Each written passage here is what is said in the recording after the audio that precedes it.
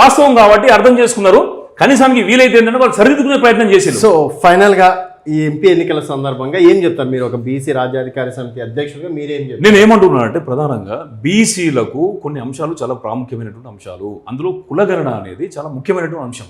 రాహుల్ గాంధీ గారు చెప్పినట్టు ఏంటంటే అది ఈ దేశానికి సంబంధించిన ఎక్స్రే. ఆ ఎక్స్రే బయటికి రావాల్సిందే, దాని రిపోర్ట్ అనేది పబ్లిక్ తెలియాల్సిందే. కానీ కేవలం తెలియడం మాత్రం ముఖ్యం కాదు, దాన్ని ఆధారం చేసుకునేందుకు కొన్ని నిర్ణయాలు జరగాలి. ఆ నిర్ణయాల వల్ల బీసీలకు లాభం జరగాలి. కానీ రాహుల్ గాంధీ గారు చెప్తున్నది ఏంటిది, ఈ రాష్ట్రం లోపల రేవంత్ రెడ్డి గారు చేస్తున్నది ఏంటిది?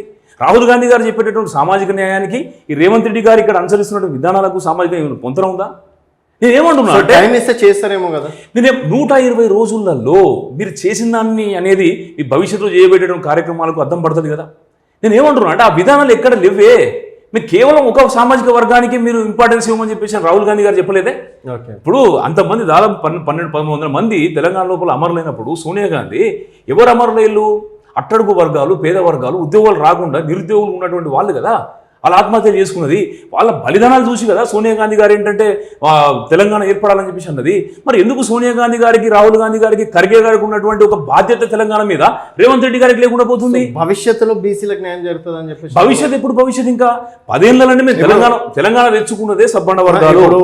ఎన్నికల కోడ్ ఉంది, ఏమంటారు పథకాలు ఇవ్వాలన్నా ఇంకేమైనా ఇవ్వాలన్నా కూడా ఇవ్వడానికి వీల్లేదు. సో ఆఫ్టర్ ఎంపీ ఎలక్షన్స్ తర్వాత అయినా మీకు నేను ఏమంటున్నా అంటే ఇప్పుడు మీ పాస్ట్ తెలిస్తే మీ ఫ్యూచర్ చెప్పొచ్చు. ఇప్పుడు మీరు తీసుకున్నటువంటి నిర్ణయాలు ఏవైతున్నాయో మీరు ఏమన్నారు, 1,00,000 కోట్ల రూపాయలతో 5 సంవత్సరాలు బీసీలకు మేము బడ్జెట్ ఏర్పాటు చేస్తామని చెప్పారు. మీరు మొదటి బడ్జెట్ మీరు ప్రవేశపెట్టారు కదా, మీరు దాని లెక్క ప్రకారం 20,000 కోట్ల రూపాయలు మీరు బడ్జెట్లో ప్రకటించాల్సి ఉంటుంది బీసీలకు. మీరు ప్రకటించింది ఎంత? 8,000 కోట్ల రూపాయలు. అంటే ఇక్కడ డెఫిసిట్ అయినట్టేనా? ఓకే. ఆ రకంగా మీరు పూలే భవన్ అని చెప్పేసి మీరు పూలే ప్రజాభవన్ అని చెప్పేసి పెట్టారు. పూలే ప్రజాభవన్ అని చెప్పేసి కేవలం పేరు పెట్టినంత మాత్రం బీసీల తలరాతలు మారతాయా? బీసీలకు మీరు మీ క్యాబినెట్ లోపల ఎక్కడ అవకాశం ఇచ్చిండు? మీ ఒక సీఎంఓ లోపల ఎక్కడ అవకాశం ఇచ్చిండు? స్థానాలు ఉన్నాయి కదా. మీరు ఒక్క పర్స్పెక్టివ్ కాదు నేను మాట్లాడుతుంది, బడ్జెట్ పర్స్పెక్టివ్ అయినా కూడా తప్పే జరిగింది. సీఎంఓ లోపల బీసీలకు అవకాశం ఇచ్చే కాడ తప్పే జరిగింది. కార్పొరేషన్ పదవుల దగ్గర తప్పే జరిగింది. బీసీలకు ఎంపీ టికెట్లు కేటాయించే దగ్గర తప్పే జరిగింది. ఉదయపూర్ డిక్లరేషన్ కూడా మీరు ఫాలో కాలేదు. అదే రకంగా ఎంపీలకు కూడా మీ దగ్గర పార్టీలో లేనవన్నట్టు మీరు పక్క పార్టీ నుంచి అరువు తెచ్చుకున్నారు. ఇన్ని రకాలుగా ఇవి జరుగుతూ ఉన్నాయి. అది కాకుండా ఏంటంటే మా మీద ఈ రకమైనటువంటి బెదిరింపులు ఎంతవరకు సమంజసమండి? మీకు సేవ్ చేస్తాం అండి.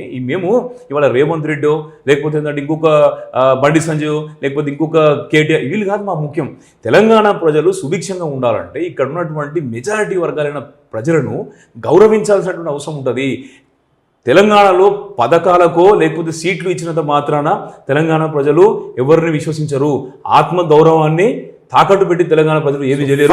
ఏం చెప్తారు? నేను అదే చెప్తున్నాను. నేను ఏమంటున్నాను అంటే బీసీలు వాళ్లకు అంటే బీసీల యొక్క ఆకాంక్షలకు ప్రయోజనాలు కలిగేటటువంటి విధంగా ఆయా అభ్యర్థులకు ఆయా పార్టీలకు వాళ్ళు ఇండివిజువల్ వాళ్ళకి నచ్చినటువంటి విధంగా చేస్తారు తప్పించి కేవలం క్యాండిడేట్ను పెట్టినంత మాత్రానో లేదా అరువు తెచ్చుకున్నంత మాత్రాన ఓట్లు ఇస్తున్నప్పుడు మాత్రం సరి అయినటువంటి విధానం కాదు. కాకపోతే ముఖ్యమంత్రి గారికి ఇంకొక అవకాశం ఉన్నది, ఏమంటే సరిదిద్దుకునే అవకాశం ఉన్నది. ఆ విధానాలు ఏవైతున్నాయో అవి కేవలం ఒక సామాజిక వర్గమే నాయనకాలం ఉందని చెప్పేసి అనుకుంటా ఉన్నారు. అది కాదు, మీరు సరిదిద్దుకునేటటువంటి విధంగా మీరు ఈ ఎన్నికలలో కనుక బీసీలకు పెద్దపీట వేస్తా అని చెప్పేసి హామీ ఇవ్వడం వల్ల, అదే రకంగా కరీంనగర్ ఖమ్మంలో కూడా బీసీలను కనుక నిలబెట్టడం ద్వారా మీరు ప్రజల యొక్క నమ్మకాన్ని చూరగొనే అవకాశం ఉన్నది.